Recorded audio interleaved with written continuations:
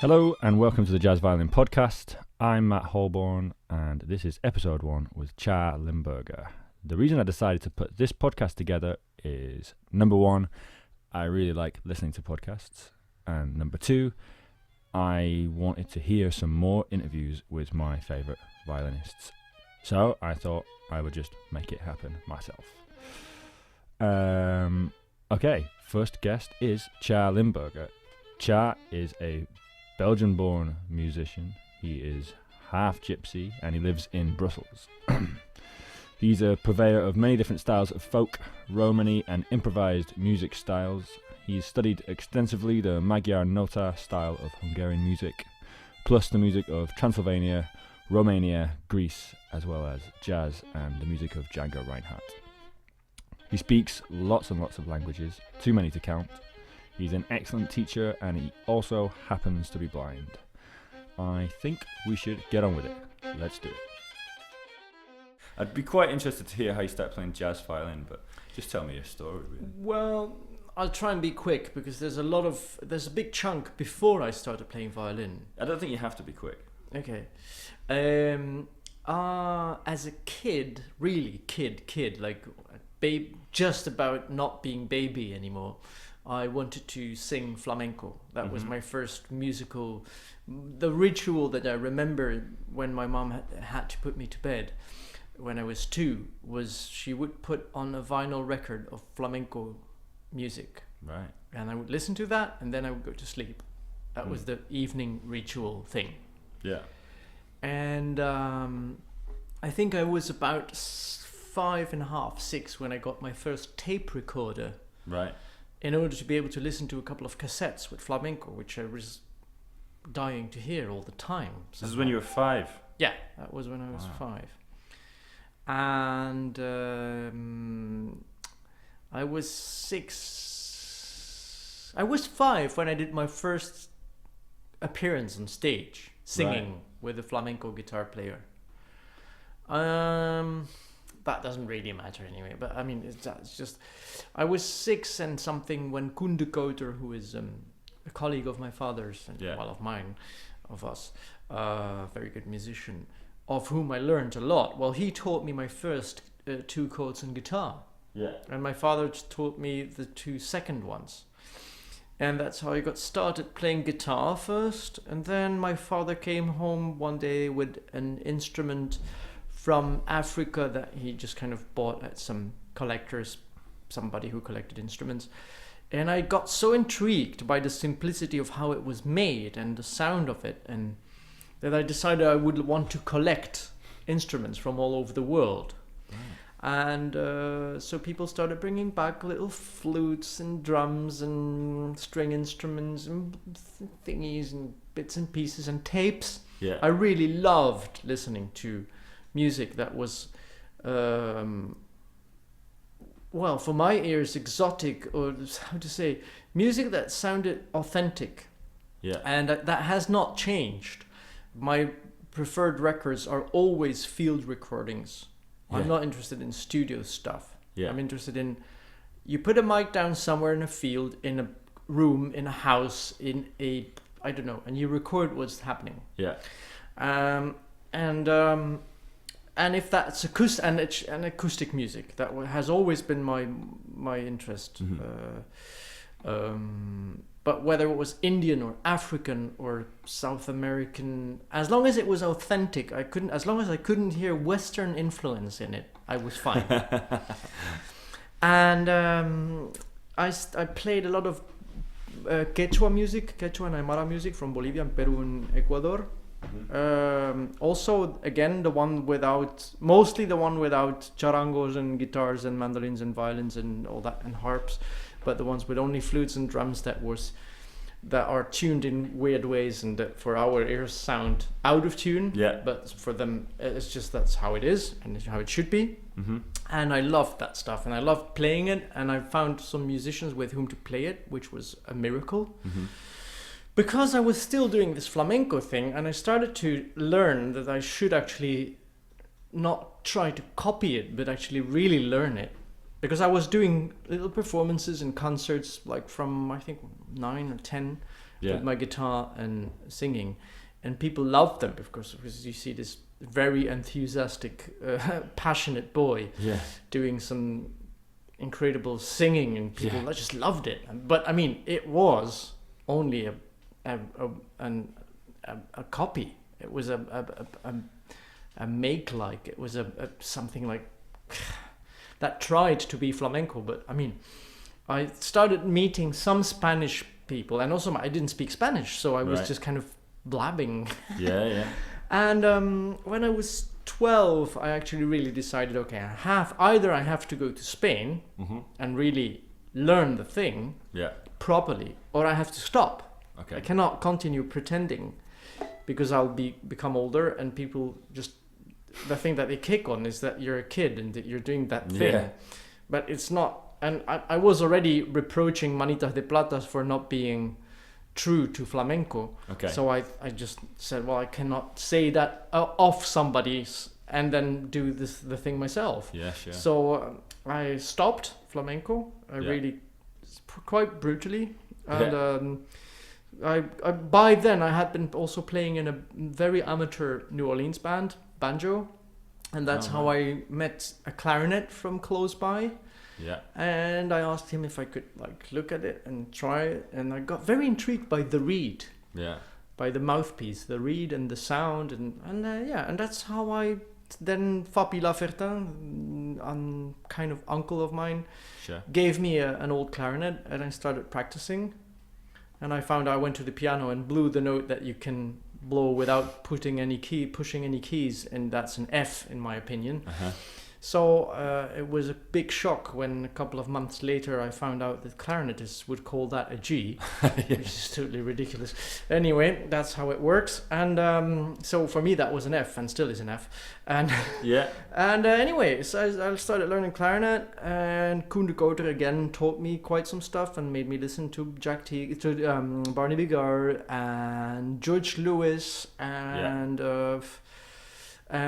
Johnny Dotz, and of course I started listening more and more to Django Reinhardt as well, and swapped my flamenco guitar for a Django Reinhardt type guitar. I purposefully don't say gypsy jazz guitar, but we'll come to that later, I think. Guitar, clarinet, and then that was also the time when I was 12 that I got this full track cassette thing that basically constituted more than half of my schooling, because I would play guitar and I would play another guitar and a double bass and a clarinet and find the best order to do it. And I decided that first the rhythm guitar, then the bass, and then the solo guitar, and then the clarinet would be the order. So this is you recording yourself? So on a 4-track? Overdubbing, right. And singing and playing clarinets and more guitars and trying to make it work, and trying to find out why this swings and why this doesn't, and why I make a mistake, so I have to do it again, and concentration, and finding out all about soloing and how to make it interesting, and then of course, I mean, for a long time I've said to people that I'm an autodidact, but actually I really think it's more correct to say that I am an autodidact who learned from everyone who passed by and wanted to teach me something, which was, luckily enough, many people. But to make the summary kind of fast, the main 3 guys, or well, should I say, it's hard to say, but I would say Dick van der Harst is bandoneon, guitar, Scottish bagpipe, and other player, who is also a composer. He taught me a lot about music, about contemporary music, about like contemporary classical music, I mean. So how to interpret it, how to listen to atonal music, how to listen to Django in his later period, why it is so great, and blah, blah, blah. He taught me a lot about tone on guitar as well. He was the first one to show me how to play with a thick guitar pick. And I still hold with that. I think it's really important. Tone is the most important thing in anything you do, whatever it is. If you don't have a good tone, then whatever solo you will play, even if it's with the most inventive and incredible phrases, it will just be ugly. Yeah. So without tone, nothing is there. So anyway, that was Koen de Kouter showed me about the same things, other angles, but about the same themes. Yeah. Also, he's a saxophone player and a guitar player as well. So there was a lot to learn from him. Sure. And also about how you should be more interested in tone and not in technique. Okay. Although technique and tone go together, but I mean, why tone should have the priority over speed. Okay. And then there was Herman Schamp, who showed me a lot about playing, listening to classical music, for example, is something that I can thank to him. I can thank to him learning how to deal with dynamics much more than I would naturally have done. Playing softly, not always loud. Yeah. Sometimes loud. And incidentally, I just found this quote of a New Orleans trumpet player who said, "If you want them to hear you, play loud. If you want them to listen to you, play soft." Which is a very nice thing to say, and I think it's very correct. But also my uncle Tcha Limberger, who was a trumpet player mainly and guitar player, he didn't have any schooling and he didn't have any academic knowledge whatsoever. He had no idea. He was an totally instinctive musician, but with such an incredible talent that actually even without me noticing it, he inspired me enormously. The courage with which he would attack a piece, like a solo, like, okay, we're going to play Les Yeux Noirs, Dark Eyes, whatever you want to call it, Kaliaka, and he would play it in A minor, and he would always do a little introduction on trumpet, kind of vaguely Hungarian-ish kind of thingy, and he would sometimes, when he was in a good mood, goodness me, he would it's like he meant to make the whole building collapse. With shooting notes and rolling licks and beautiful tone and fantastic guy. And he also played with two trumpets, which might have given me this idea together with Magic Malik about playing and singing together, trying to do solos where you alternate singing and playing. So that is all before I was 17. Now when I was 15, 16, I discovered recordings of Toki Horvat, who is a Hungarian violin player with the most incredible tone that you've ever heard, at least I. Tone and timing, tone and authority. Authority is what he has. He does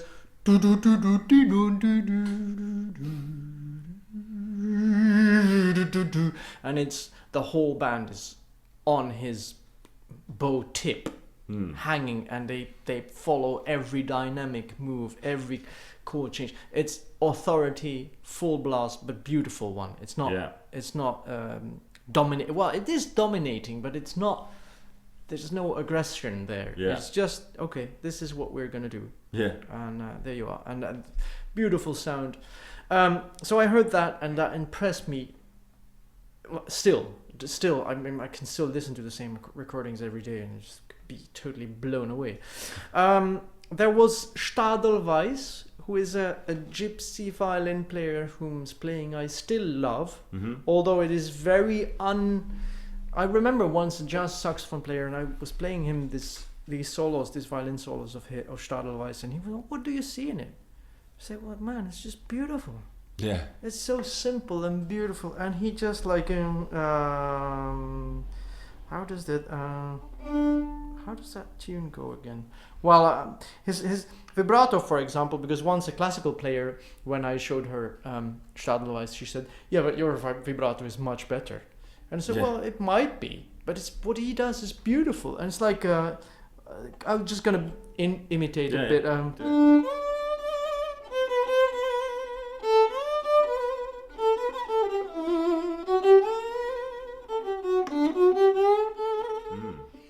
that's sort of in the middle of vibrato and trill, right? Yeah, exactly. That's how many Manouche did the thing, and also old Hungarian violin playing is a lot like that. This was not a very good imitation. Maybe I'm gonna. Wait, let me.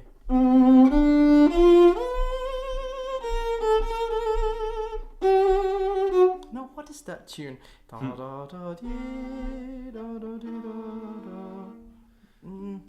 Let me just remember it. Yeah.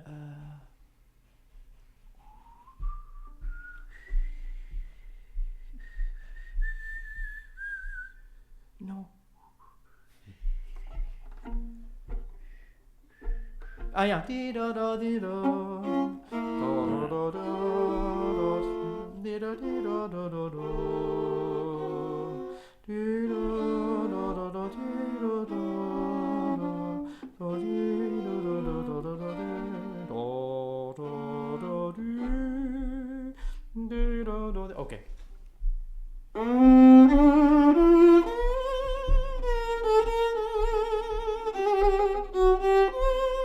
No. Da da da dee da da dee da dee da da dee da. Sorry, yeah. That's alright.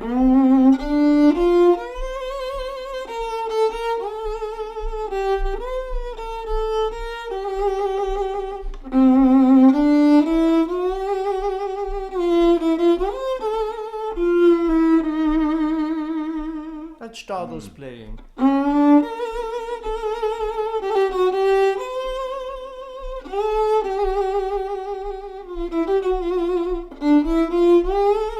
And then he does like things in.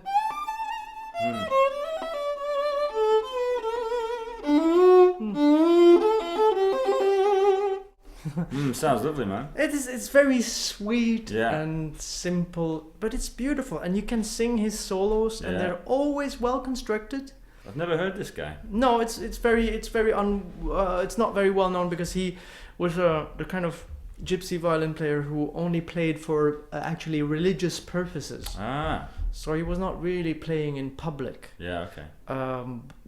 But there's a couple of tapes that are, by the way, disgustingly recorded and with synthesizer and nonsense in the background. It's really, it's hard. You have a hard time listening to him because of the recordings, but his playing is actually really beautiful. Yeah, that does happen a lot. And I was young enough to cope with that, with this nonsense, and just listen, drink in his beautiful playing.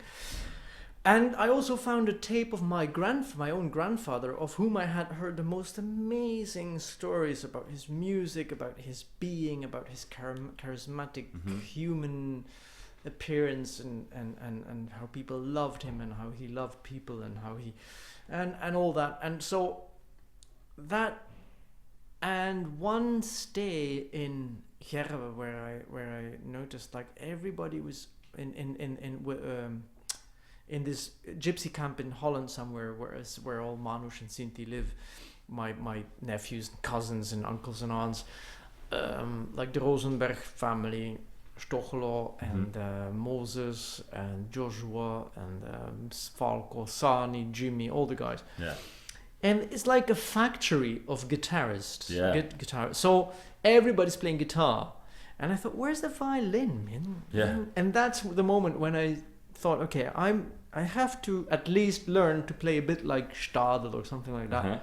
Just a little simple melody, and I had heard of a lot of Hungarian gypsy violinists who would say, at 12, yes, you can start, maybe you can still start double Bs, but violin, that's too late. Yeah. So I thought, well, I'm 17, I will never be able to play this instrument seriously. So I'll just kind of give it a try and see where I get to. And then when I was 19, I went play a concert in Budapest with Manouche songs.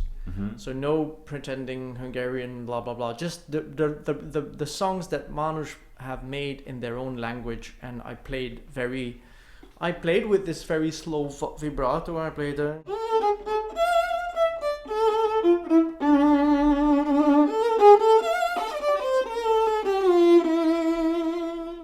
something like that. That That's very sort of wide. Yeah, that's wide the Manouche style, old style. My grandfather also played a bit like that, and Stadl as well, and I had been listening to this Hungarian music a lot, this Magyar Nota thing. Yeah. And we heard some concerts in restaurants, some gypsy bands playing, and we heard actually one of the best ones ever in that, at least in that epoch, in that period of time.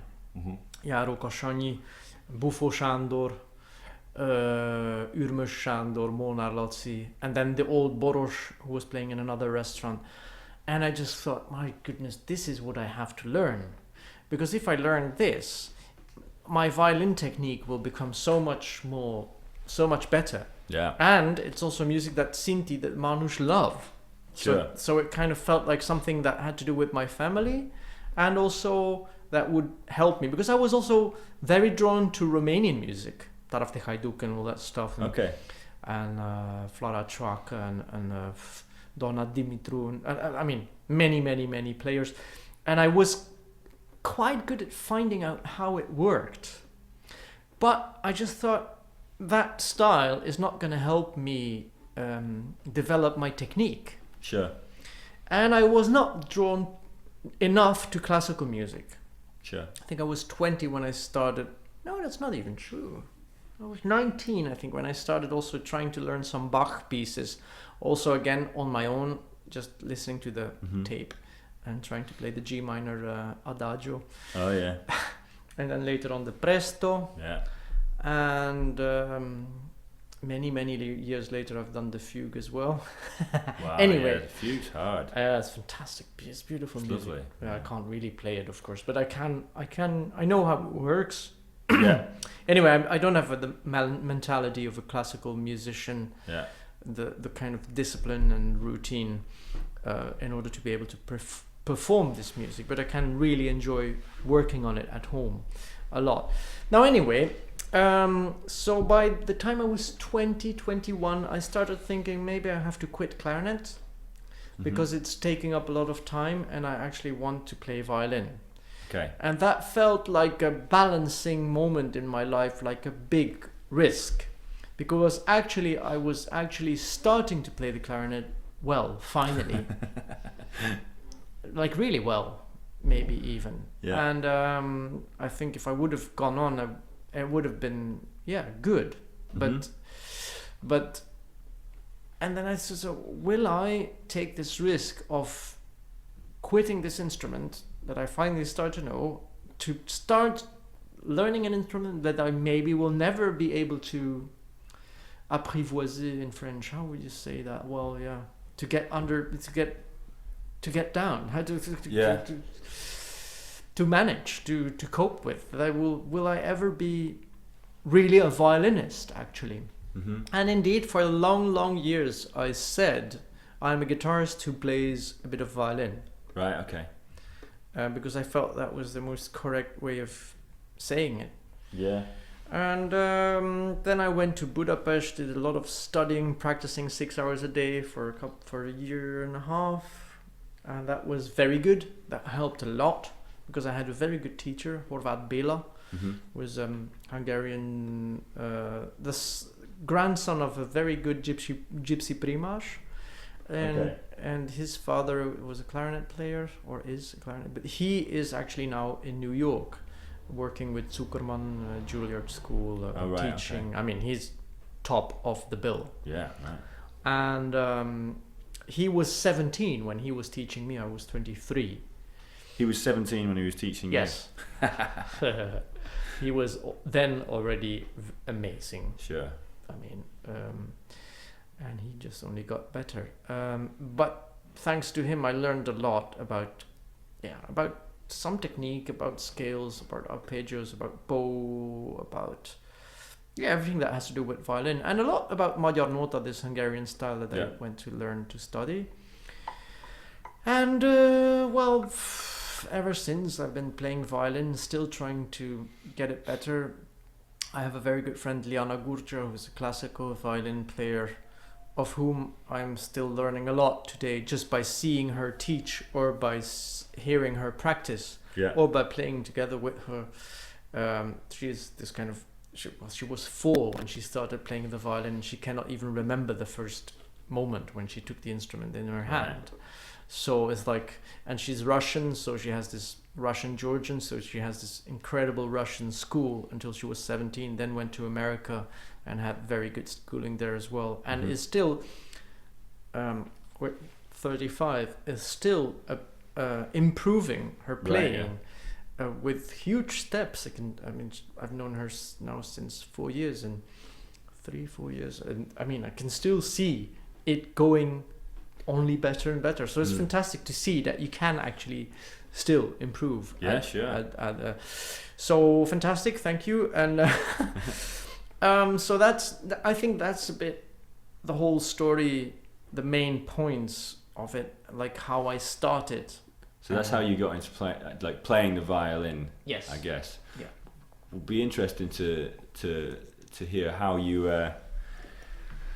if you remember, like when you first started trying to play jazz on the violin. I think like really, try working on improvising and sort of, I guess really, I mean, I imagine you sort of started with that in a way. That's what you said, you're playing some form of jazz. Yeah, well, I think in a way, for me, playing an instrument has nothing to do with the music that you're gonna play. Sure. I was interested in Django and jazz, so obviously I would also play that on violin. Yeah. And I didn't think, I had already learned how to play, I had already learned quite a lot about how to solo on guitar and clarinet. Right, yeah. So I was not thinking about violin as something separate. Yeah. In that way. So I think I started playing jazz on the violin straight away. Okay, yeah. I remember one concert where I had been playing clarinet and guitar, and at a certain point I thought, shall I dare take out this violin? Yeah. And I did, and I played something like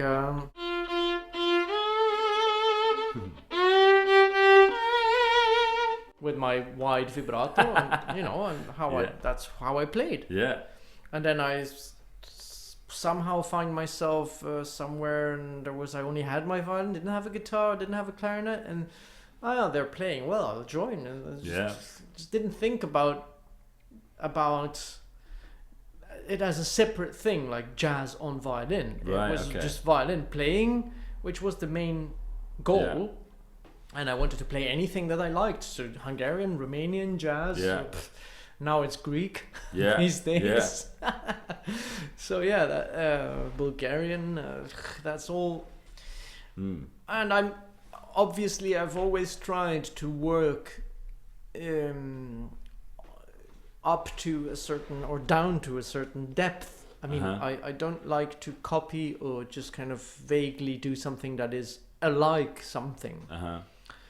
And jazz, I think my main optic way of seeing it is that you just have to listen and know exactly what you're listening to and why you're listening to that. Yeah. And the main reason why should of course be that you just passionately love it. Yeah.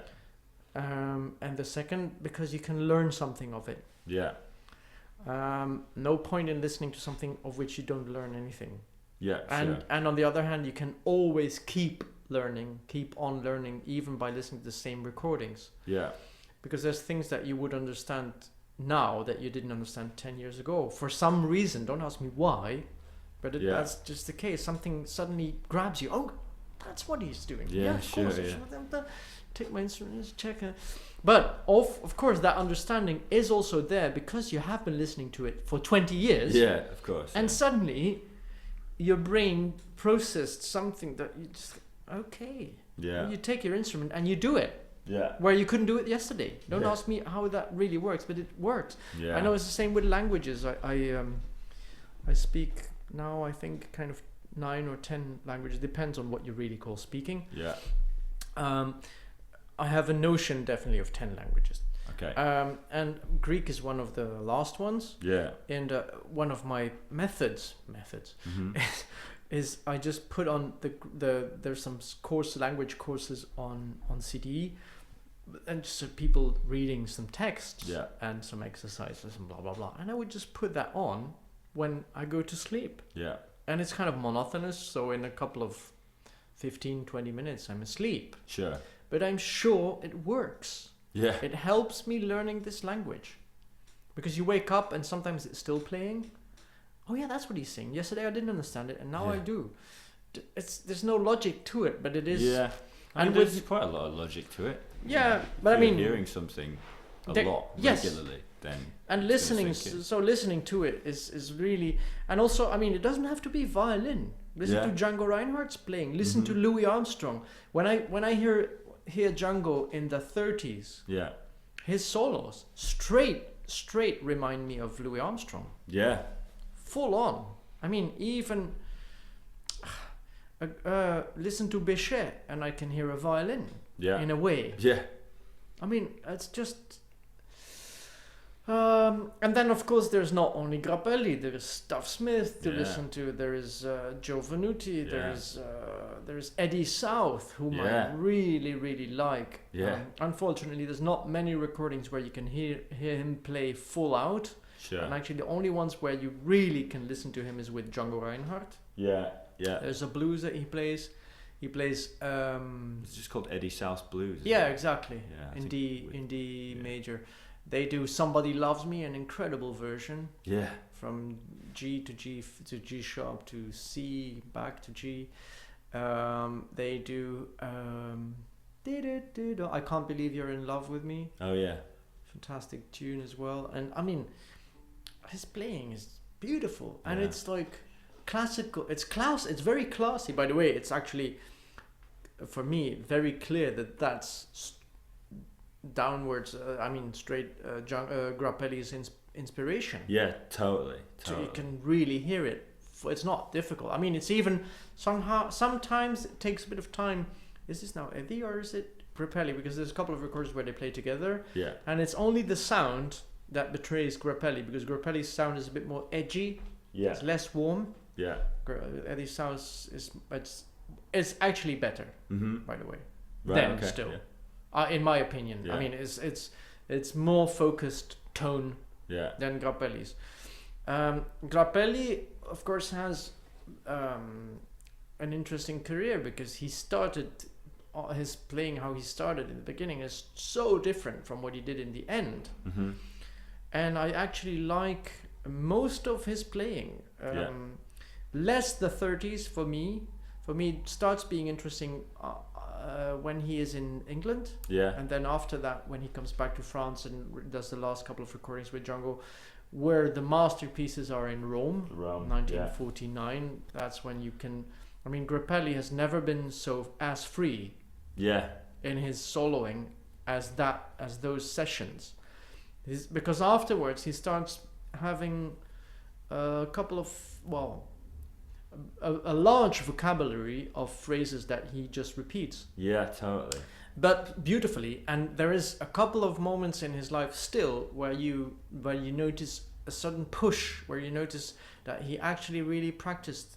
I know what you're saying. And there's like à Paris, jazz in Paris or something like that, and you can really hear that there he has been practicing for 6 months for hours a day. Yeah.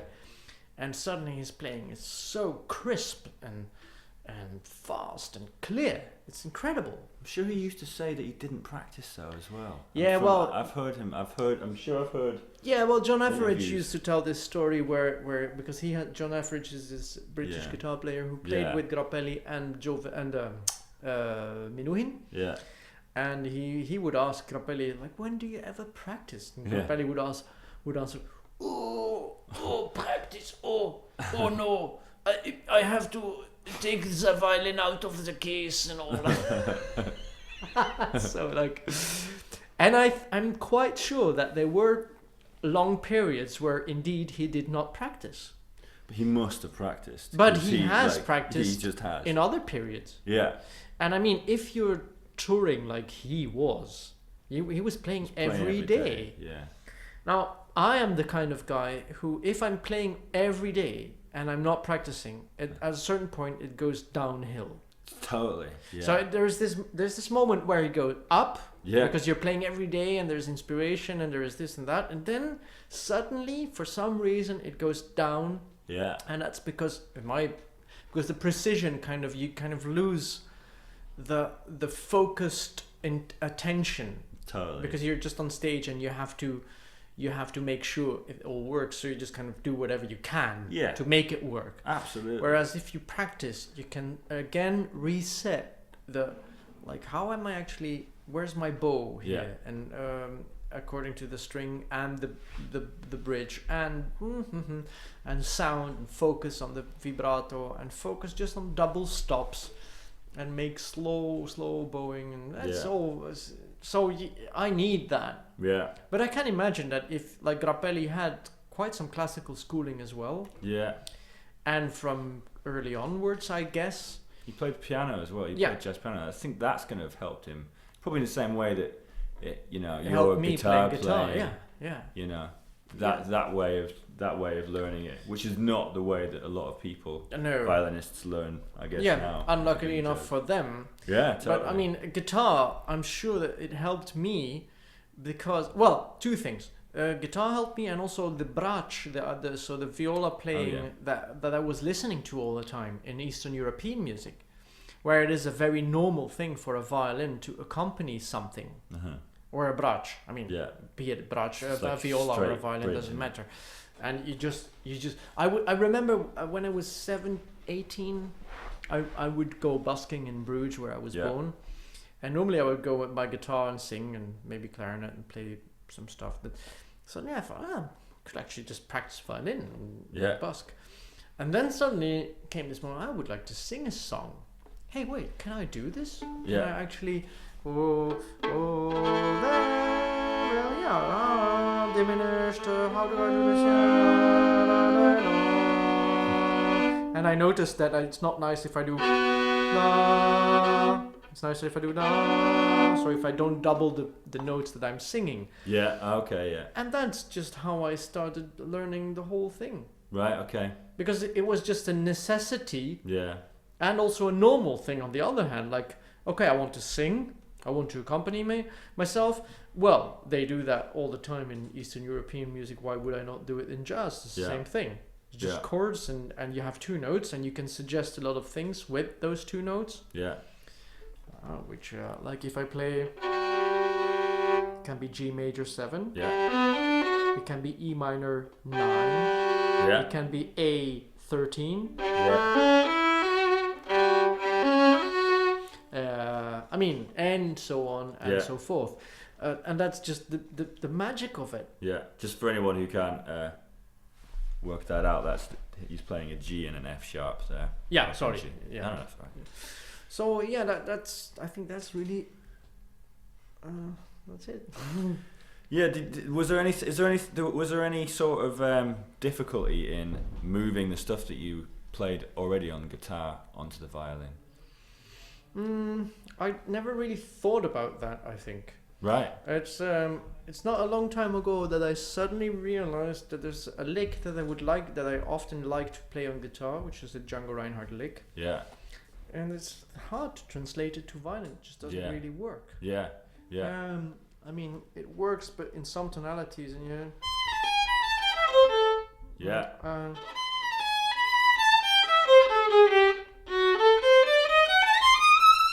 That's it.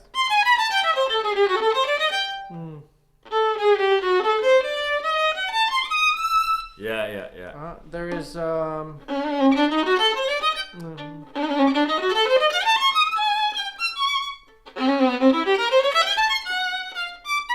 it's very out of tune because I haven't played today and I haven't practiced that lick. But sounds good.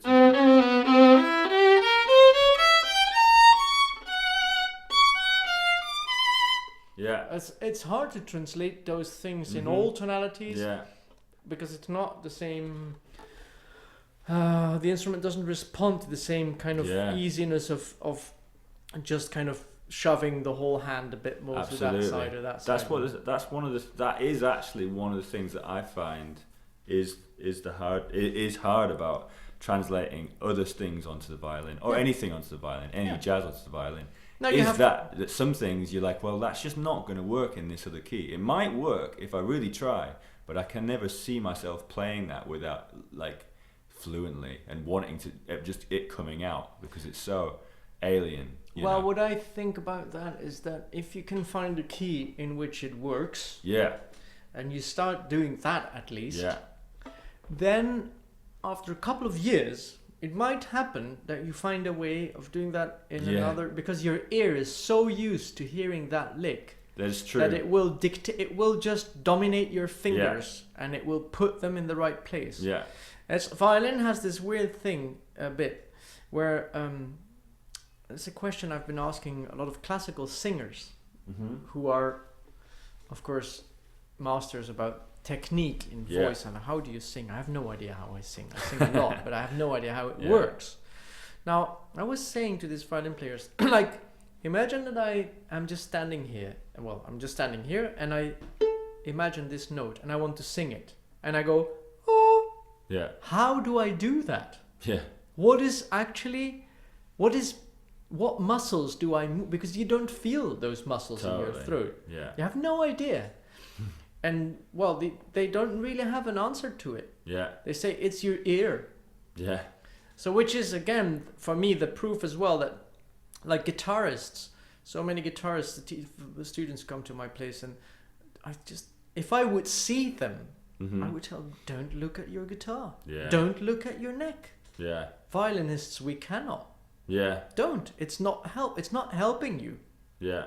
It's a detour of music, because it's another process still that has to happen before you can actually hear just listen and feel. There's your hand and it feels the frets and the strings and this. So it's just the same thing that we have to do on violin. Yeah. You never look like I could never learn by looking at someone's hand on a violin. Of course not. It doesn't make any sense. Like I just couldn't, because I don't know. It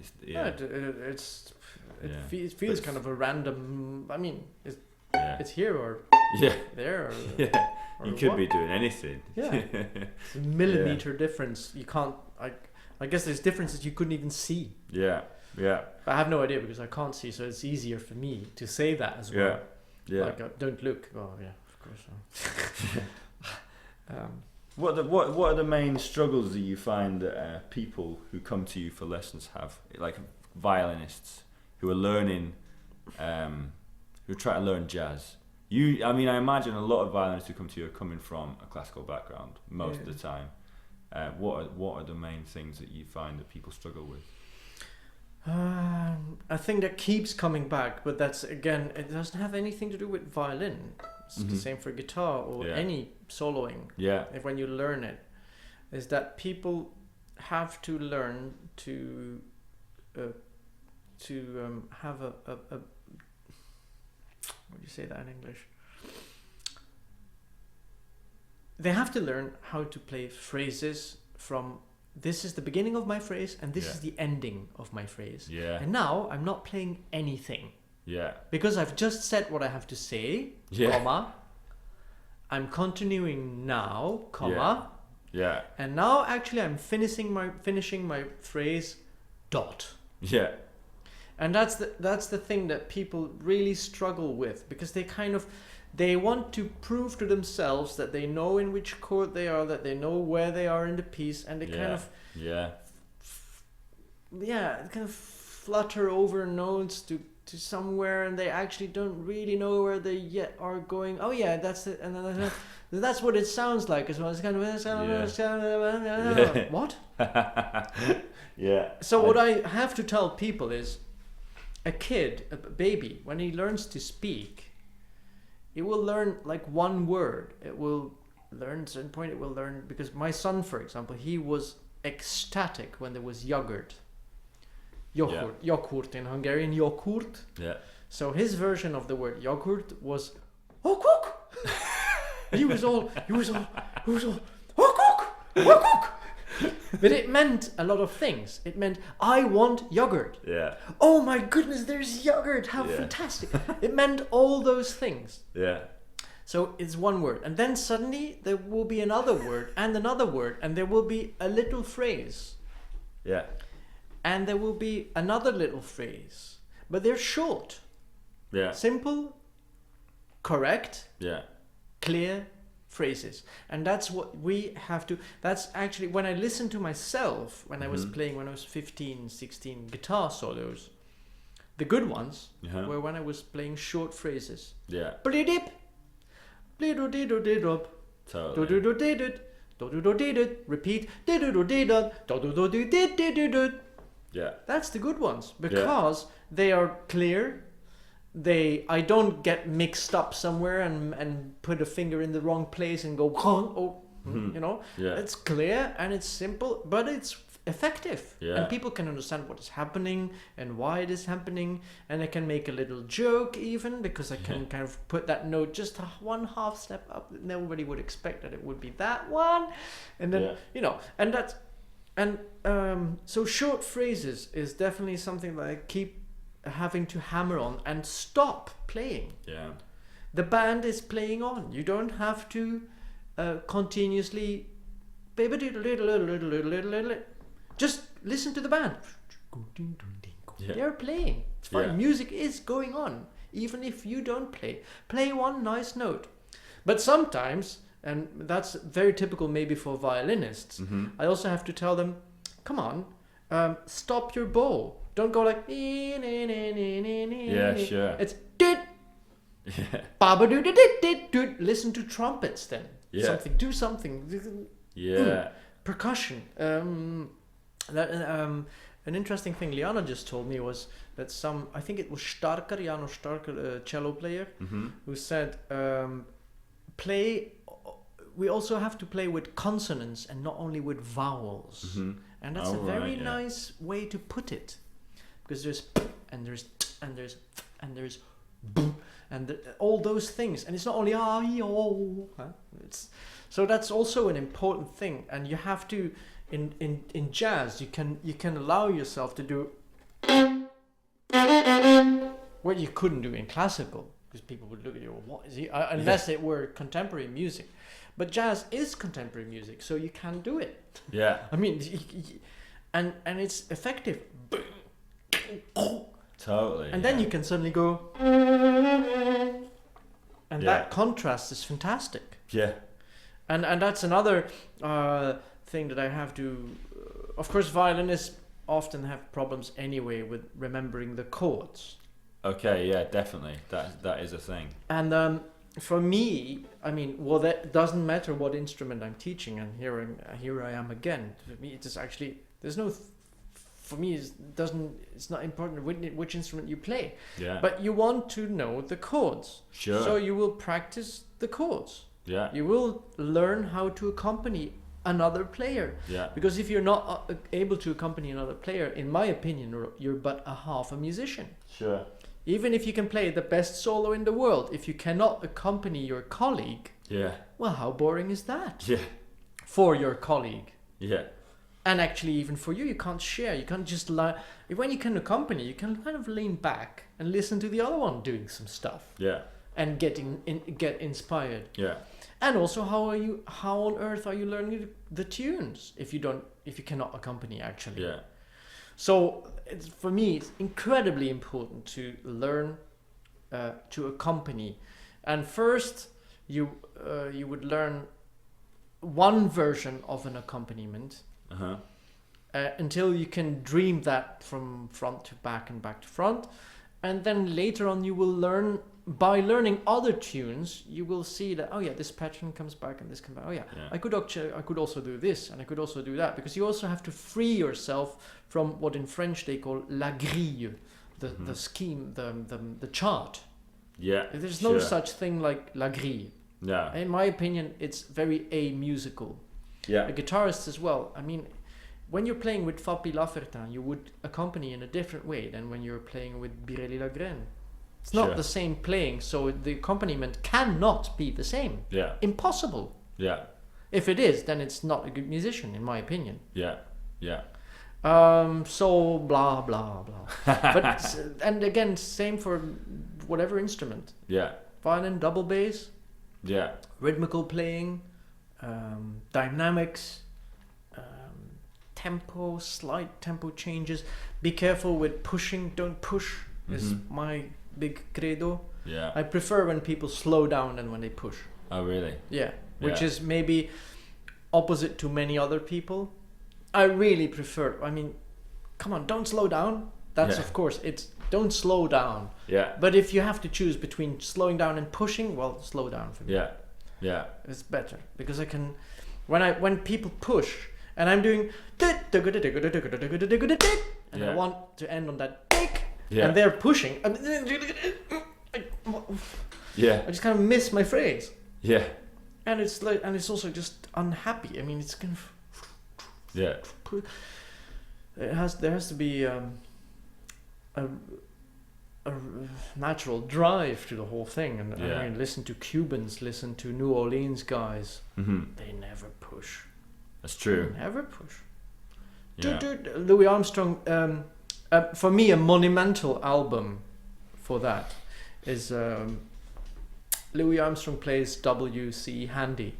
All right. All these blueses.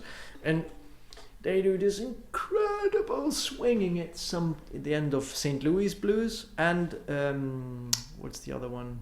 Down in Louisiana. Sing Them Low. Chante les Bas. Okay. And in the end they go it's incredible how it swings. And I mean, I just think all the gypsy jazz players should practice their rhythm playing with such an album. Yeah. Because it would show them how much they push. Right, okay. And how much it kind of doesn't swing. Yeah. And so you've got interesting views on gypsy jazz, don't you? Well, I'm afraid I have some views that are quite opposite to what many other people think or want. Yeah. And I shouldn't say think are right or wrong because there's no right and wrong. No. But there's something that kind of feels better than something else, and I can only say what my ideas about that are. And yes, I have opposite.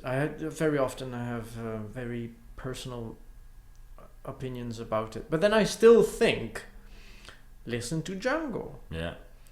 Gypsy jazz seem to have been growing away from Django, and people are more listening to very competent players, but not to Django. Sure. Which is weird, in my opinion. Yeah. Because it's first of all it's beautiful. Yeah. And it's also I find it very inspiring. Definitely the last 7 years of Django's career I find them incredibly inspiring, and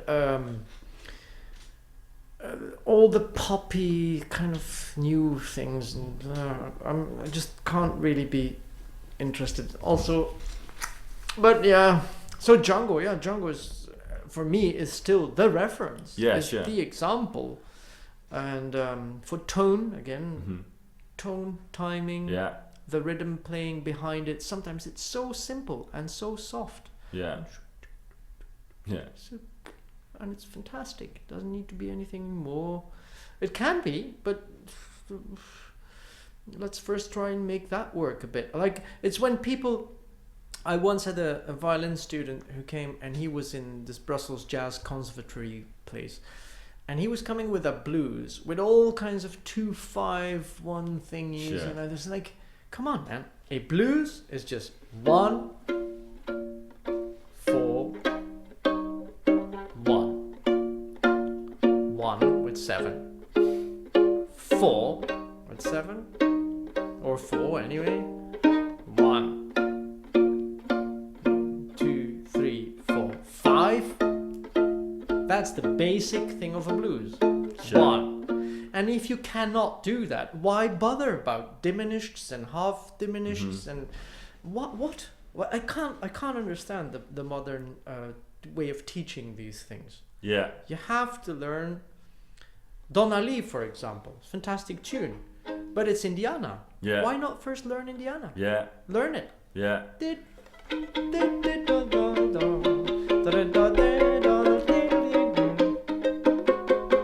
Learn it. Just as it is. Melody is nice melody. It's good changes. It's everything what it needs to be.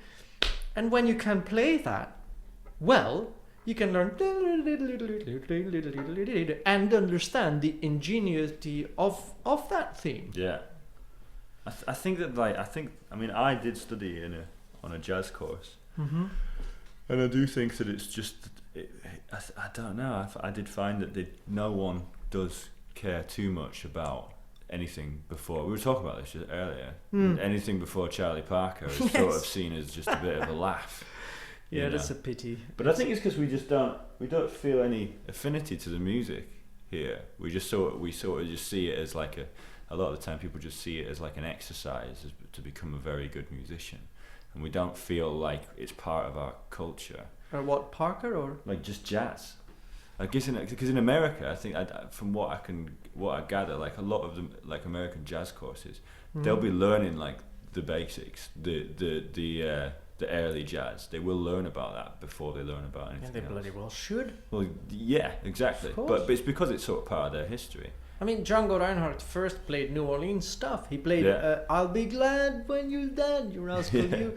He played You're Sweet, My Sweet.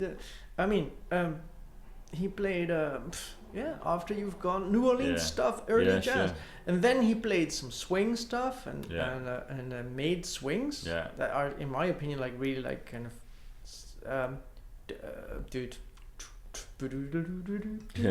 that's swing. And then he played bebop. Flèche d'Or is totally a bebop theme. Yeah. With that way of accompanying, with that way of soloing, with that kind of way of making a melody. I mean, it's jazz. It has an evolution, and I always find it a pity when people kind of skip steps and they don't know about. But okay, well, Manouche are the first. I mean, they have no idea about Louie Armstrong, about Bichet, about Coleman Hawkins, about Eddie South, about Stuff Smith, they have no clue. Yeah, but that is actually your view on gypsy jazz, isn't it? Is that actually Django didn't play gypsy jazz? Django played swing. Exactly. Well, he played New Orleans swing and then bebop. That's what he did. He played jazz and he tried as well as he could to evaluate with the new styles. And God knows he might have played with Jimi Hendrix or with Jim Hall or with Glenn, with Benny Golson, or do I know? Yeah. If he would have lived on still. Yeah. Yeah. He might even have played with Coltrane. Yeah. Probably. And maybe not. But I mean, who am I to tell? Anyway, I mean, but yeah, he it was so much more than what today's gypsy jazz seems to become, which is it's a nice folklore. Yeah. And I love folklore. I mean, I'm playing Transylvanian music almost every day, and I mean, it's village music. I mean, I love Georges Brassens, which is very simple, so-called, because it's not simple at all. But I mean, still, it is basic, essential music. Yeah. Essential. Everything is essential. There's no extra, not really needed thing to it, and that's what I really love. And but so gypsy jazz, on the other hand, I mean, lacks a bit of the jazz element, in my opinion, very often. Yeah. And then, of course, there's always exceptions, and sure. I mean, no, I know what you're saying. I think it is like a mixture of folk and jazz, really. You know, it is like, because you have to, like, for it to be gypsy jazz, you got to play that, or gypsy jazz, open quote, close quote. You know, it has certain codes. Yeah, it has codes. It's like you have to play that tempo, that rhythm, that tempo. There's like a tempo. These changes, these these licks. Yeah, of course. Yeah, which feels more like folk music, I guess, than jazz. A little bit, yeah. But it's also what I don't really want to do. Sure, yeah. Even if I do it sometimes, maybe. But it's not my main focus. Yeah, yeah. But my main focus is anyway just learning and trying to use everything that I learn. That's another thing that I don't understand about, like, if I'm learning Greek music now, or I was learning Hungarian music or Transylvanian music, how could I keep my jazz playing separate from that? Mm-hmm. I will keep my jazz playing separate from the Transylvanian music. Okay. But I will not keep the jazz separate from if you see what I... So you won't let it seep into Transylvanian music, but you won't let jazz seep into Transylvanian music. Exactly, but I will let Transylvanian music seep into my jazz playing. Yeah. Because jazz is all about improvisation. It's all about creativity. It's about how can I use what I have. Yeah, yeah. It's about how can I tell a story. Yeah. And if I can tell this story and I can make it more interesting by playing...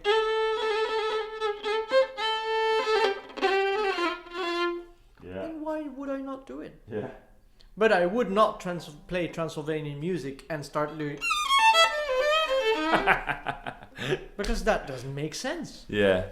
I think I can imagine people wouldn't enjoy it that much. No, of course not.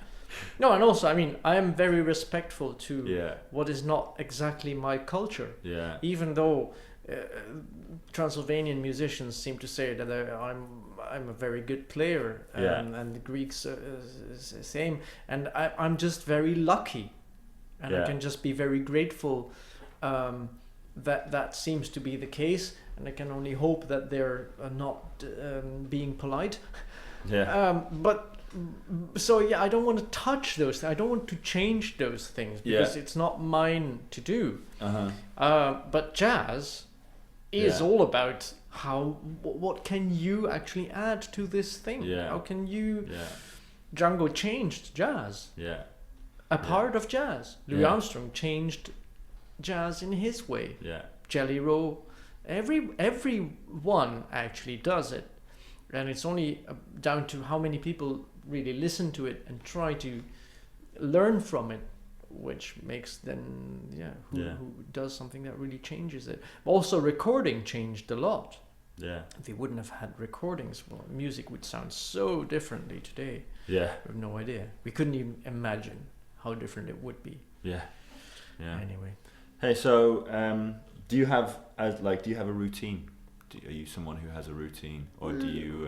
Not enough, maybe, but a little bit. If there's a period where I have the feeling that I can breathe, that I can be just at home a bit and cook some meal and have a bit free time, my routine would be morning, starting to play.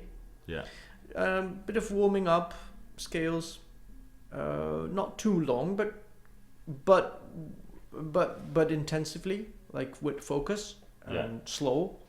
A lot of long bowing, 4-octave scales, and a lot of double stop work. I'm a huge believer of double stops. Yeah. All kinds of double stops. Yeah. Fifths. I mean, even fifths. Actually, that's a new discovery, basically. Yeah. So I just never thought about them, but actually, it's quite interesting to try and work them out as well. Yeah. Fourth definitely is very hard. Thirds is just total daily necessity. Yeah. Sixth, same thing. Yeah, I think I've taken that from you, actually, from the lesson I had with you. That's become something that I do. Yeah, beautiful. It definitely helps. It helps your violin to sound as well. Yeah, yeah. I'm not going into detail now, but you can make your violin play notes that you would never, that actually the instrument cannot touch. Yeah, yeah. In my theory, I can make my violin play an E flat that is lower than the low E string of the bass by half a step. Yeah. And I mean, if your instrument really starts to resonate thanks to that, you just open up a whole range to your instrument, so you help it sound. Yeah. And you cannot do it like it's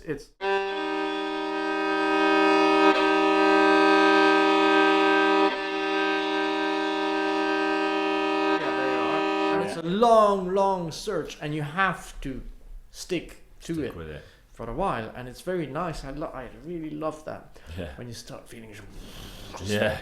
And it's like a crunch, isn't it? Yeah. It's just something goes and you're like, whoa. Yeah, but it has to be. It still has to. Like, for example.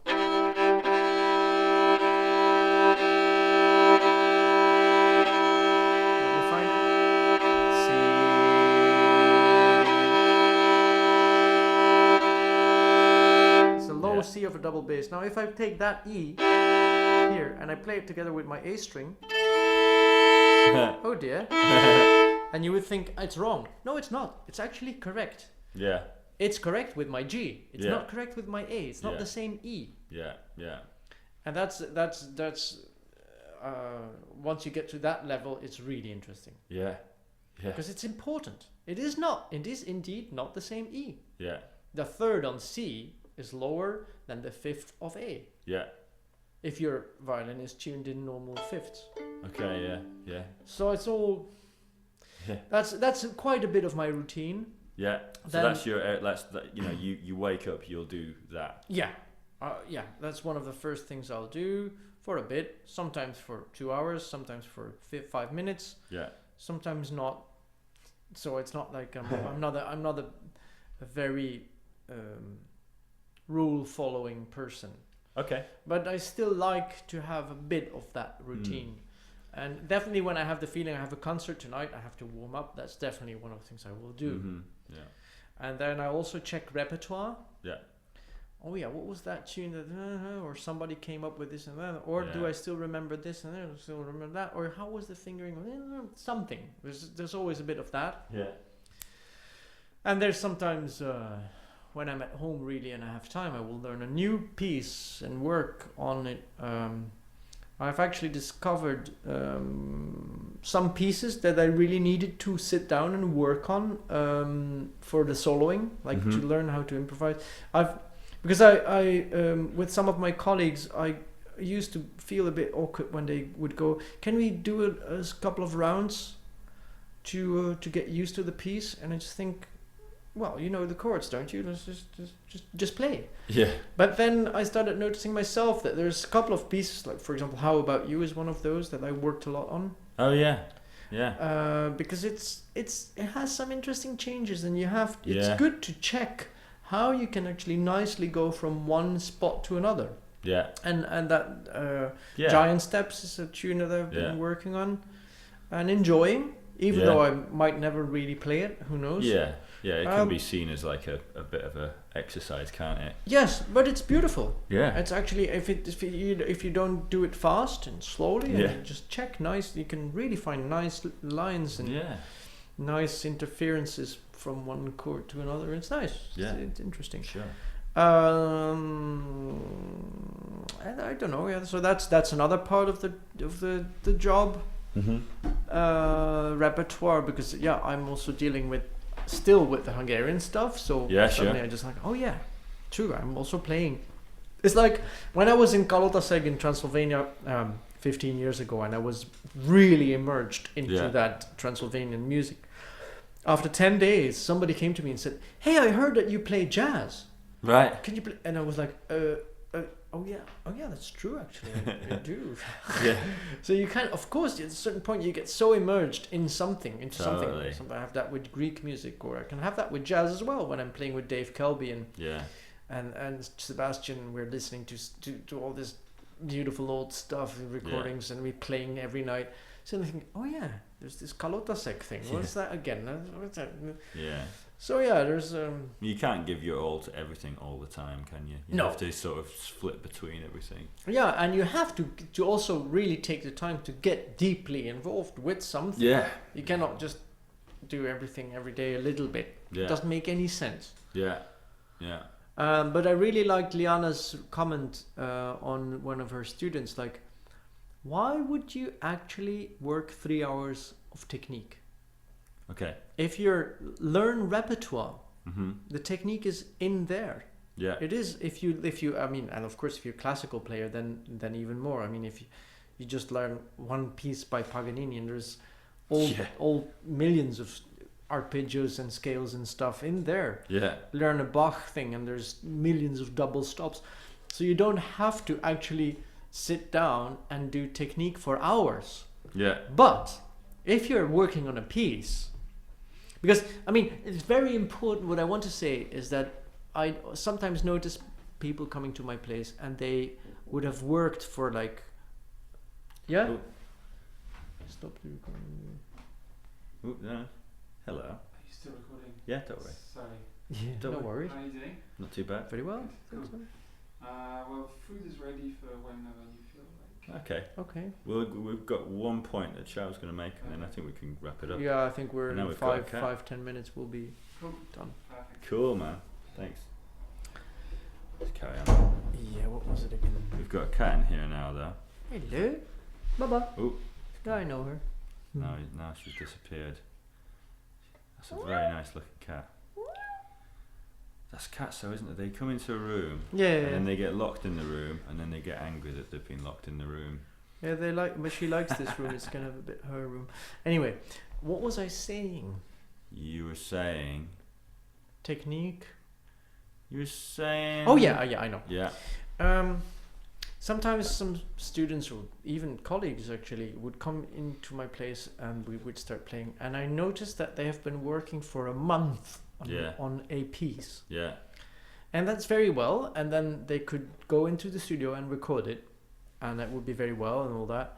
But I would go like, do you remember this Crepuscule thing that we did? And they would, oh yeah, how was that again? I cannot imagine that. Right, okay. If you're a musician and you want to be a musician, Yeah. you have to be able to have all that stuff in your head. Yeah. So it's also your duty to check your repertoire, to check Yeah. that you know the B part of this tune, still that you remember that tune as well. Yeah. Because tonight you're going to stand up, play, and you cannot only play that tune that you have been working on for a month. Yeah, sure. So it's very important that the repertoire is big. Yeah. Because that's also how you learn how to use ornaments, chord changes.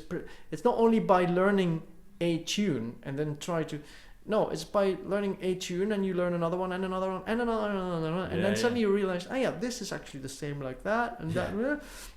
And actually this tune is a bit like this one, but if I'm... And that's why Liana also said to her student, don't spend 4 hours on technique. Yeah. Spend these 4 hours on learning repertoire because you'll need it. Because they will ask you to play this and that, and you cannot then say, "Oh, give me 3 months to learn this piece." Yeah, sure. So yeah, that's there you are. That cat wants to get out of the room.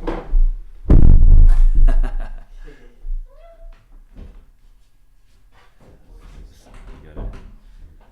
Fickle.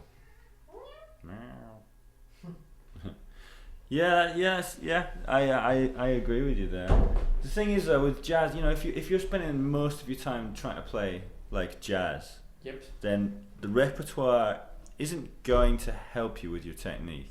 That's the only, unless you're learning bop heads and stuff. Yeah, exactly. That's the only thing that maybe that's true, and that's also why I also spend every day a certain amount of time with technique. Yeah. And definitely technique that I will never really even use in jazz. Sure. Like 5 octave scales. Is it 5 or is it 4? What is it? 1, 2, 3. 1, 2, 3, 4. I mean, I've heard you play probably 5 octaves. No, 4. I've heard you play 4 octaves in a solo for sure. Wow, no. 3, yes. 3, yes, definitely. But I would say start with just first position. Learn everything that you can in first position. Yeah. And learn all the accompaniments on G and D string. Yeah. Because it doesn't make any sense to kind of do that on A and E. Yeah. That's not accompanying. Yeah. That can be coloring, and it's also good if you can do that. Yeah. At first you want to just learn one thing, and then you will do another and another later. So Mm-hmm. Should we wrap it up? Well, I hope you have things that you like. Totally. Nice one. Nice one. Thanks, Beautiful. Chad. No worries. Great. Great pleasure. Pleasure. You've been listening to the Jazz Violin Podcast. Hope you've enjoyed it. You were listening to Tcha Limberger and me, Matt Holborn. We are on Podbean, the podcast app Podbean, and you can find us at jazzviolin.podbean.com. You can find links to that on www.mattholborn.com. We're going to be back next month with another guest yet to be announced. I hope you've enjoyed it. Please come again.